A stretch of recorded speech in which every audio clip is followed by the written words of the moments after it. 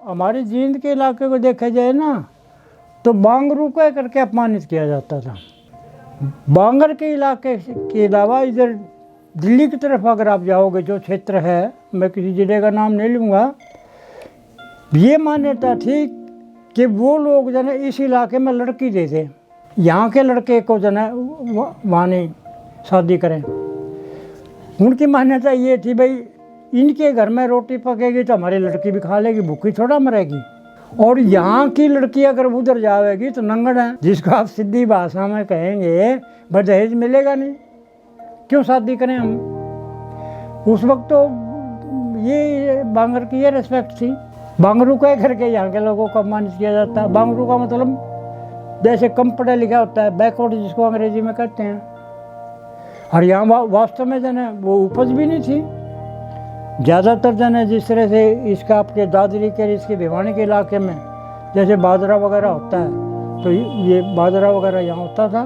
धीमे धीमे जो है लोगों ने प्रगति की है, फसल भी बदली है, नई नई चीज़ें उत्पादन होने लगी हैं। आज बांगर जैसा कोई वातावरण है ही नहीं। अब तो गरीब किसान के यहाँ भी ट्रैक्टर खड़ा है, जिसकी टाइम पहले गरीबी की श्रेणी में ले आ सकते थे। पहले टाइम में तो कपड़े भी तन पर पूरे नहीं मिलते थे, कपड़े धोने के लिए साबुन तक जन उपलब्ध नहीं होता था।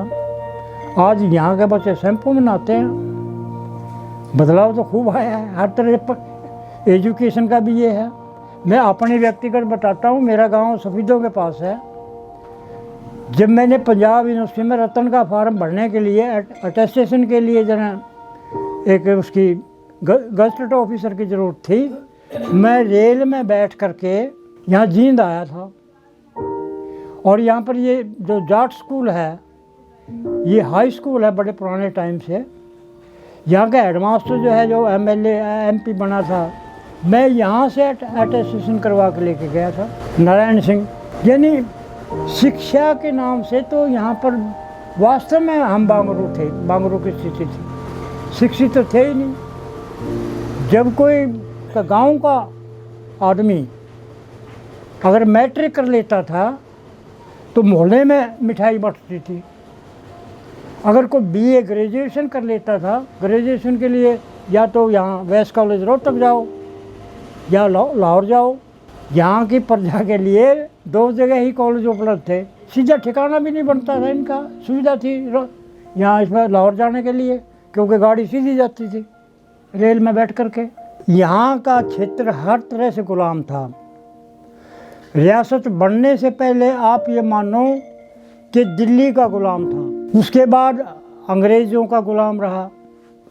स्वतंत्रता मिल जाने के बाद भी यहाँ का क्षेत्र पेप्सू बना।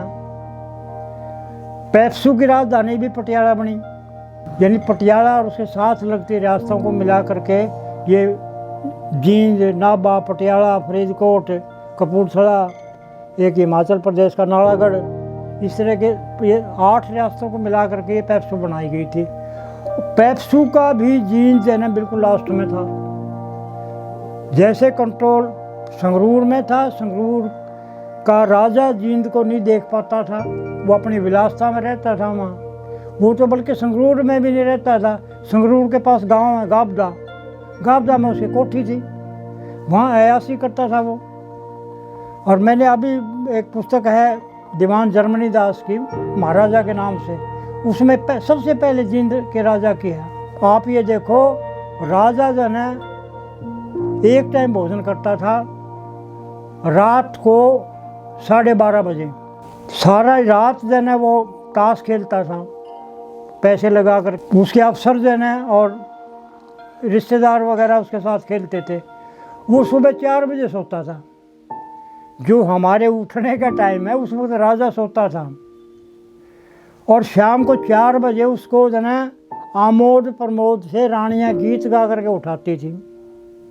यानी वो दिन में सोता था, रात को जागता था, रात को भी विलासता में रहता था। प्रजा का तो उसको पता ही नहीं था। जिस तरह से संगरूर दूर था, राजा का पब्लिक में ध्यान नहीं था, उसी तरह से पेप्सू के टाइम में हो गया।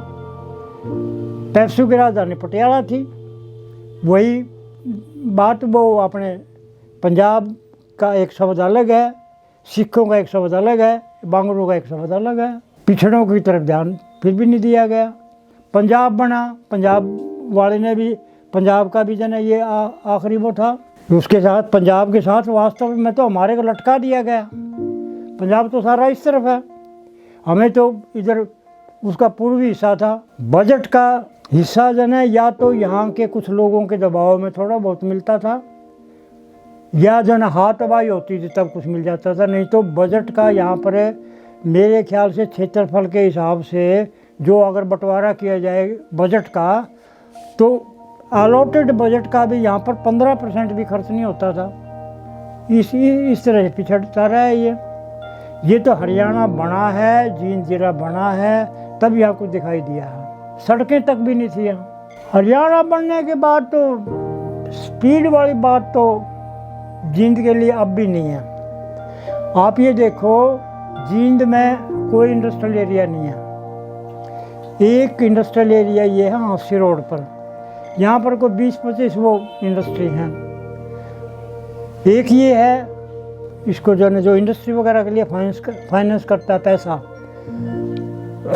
सेंट्रल गवर्नमेंट का डिपार्टमेंट होता है, वो उसने जो है जींद को लाल उसमें डोरे में डाल रखा है, रेड एरिया में। उसका मतलब ये है कि अगर जींद को लोन दोगे तो तुम्हारी रिकवरी नहीं होगी। किनारा के पास है ना, अमेरिका से एक आदमी आया था, यहाँ का रहने वाला था, उसने इंडस्ट्री लगा ली वहाँ इसकी फार्मेसी की, और इतनी बढ़िया इंडस्ट्री थी वो, बहुत बढ़िया। यहाँ हांसी रोड पर जाना, ये जो डिस्पोजल सिरिंज है इसकी फैक्ट्री लगी थी।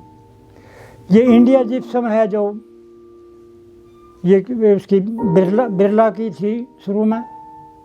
यहाँ पर लेबर क्राइसिस है, जो मैं रेड लाइन की बात कर रहा हूँ। कम्युनिस्टों का उसके ऊपर अधिकार रहता था। कम्युनिस्ट जो है मजदूरों के माध्यम से अपनी जीविका चलाते थे। इन्होंने यहाँ जींद में ये रिकॉर्ड है, कोई भी अच्छी फैक्ट्री कामयाब नहीं होने दी। वो जो मजदूर नेता थे वो फैक्ट्री मालिक को कहते थे इतने पैसे दे तब हड़ताल खोलेगी। वो परेशान होकर के वो फैक्ट्री बंद करके चले जाते थे। वो डिस्पोजल की फैक्ट्री जो है वापस संगरूर का लाला था वो अपने उठा के ले गया। वो अमेरिका वाला जो था लड़का, जो यहाँ का शराफों का लड़का था, वो जो पैसा लेकर के फैक्ट्री जो लगाई थी वो उठा करके दिल्ली ले गया। यहाँ पर अब कोई ऐसी फैक्ट्री नहीं जिसको फैक्ट्री नाम से कहा जा सके।